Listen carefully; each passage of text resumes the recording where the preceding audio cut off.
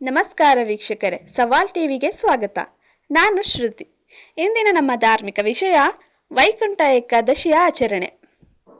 ವೈಕುಂಠ ಏಕಾದಶಿ ಹಿಂದೂ ಧರ್ಮದಲ್ಲಿ ವಿಷ್ಣುವಿಗೆ ಸಮರ್ಪಿತವಾದ ಅತ್ಯಂತ ಮಂಗಳಕರ ದಿನವಾಗಿದ್ದು, ಈ ದಿನ ಉಪವಾಸ ಮತ್ತು ವಿಷ್ಣುವಿನ ಆರಾಧನೆಯು ಜನನ ಮರಣ ಚಕ್ರದಿಂದ ಮುಕ್ತಿ ನೀಡಿ ಮೋಕ್ಷ ಮತ್ತು ವೈಕುಂಠ ಲೋಕದ ದ್ವಾರವನ್ನು ತೆರೆಯುತ್ತದೆ ಎಂದು ನಂಬಲಾಗಿದೆ. ವೈಕುಂಠ ಏಕಾದಶಿ ಹಿಂದೂ ಧರ್ಮದಲ್ಲಿ ಅತ್ಯಂತ ಪವಿತ್ರವಾದ ದಿನವಾಗಿದ್ದು, ವಿಶೇಷವಾಗಿ ವೈಷ್ಣವ ಸಂಪ್ರದಾಯದಲ್ಲಿ ಅತ್ಯಂತ ಮಹತ್ವವನ್ನು ಹೊಂದಿದೆ. ಈ ಏಕಾದಶಿಯು ಮಾರ್ಗಶಿರ ಮಾಸದ ಶುಕ್ಲ ಪಕ್ಷದ ಏಕಾದಶಿ ಎಂದು ಆಚರಿಸಲಾಗುತ್ತದೆ.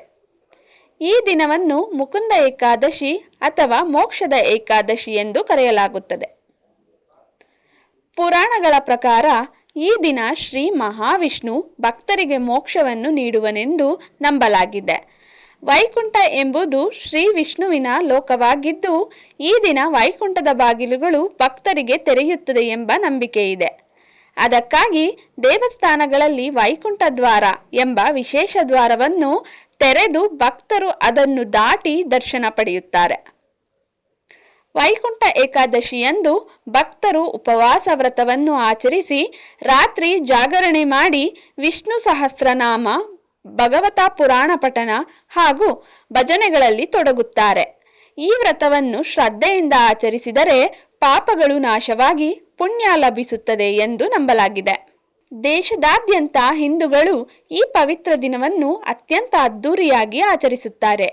ದೇಶದ ಮೂಲೆ ಮೂಲೆಯಲ್ಲಿರುವ ಪ್ರತಿಯೊಂದು ವಿಷ್ಣು ದೇವನ ದೇವಾಲಯದಲ್ಲೂ ವೈಕುಂಠ ಏಕಾದಶಿ ದಿನದಂದು ವಿಶೇಷ ಪ್ರಾರ್ಥನೆ, ಪೂಜೆ ಪುನಸ್ಕಾರಗಳು, ಯಜ್ಞಗಳು, ಪ್ರವಚನ ಹಾಗೂ ವಿವಿಧ ರೀತಿಯಾದ ಧಾರ್ಮಿಕ ಆಚರಣೆಗಳನ್ನು ನಡೆಸಲಾಗುತ್ತದೆ.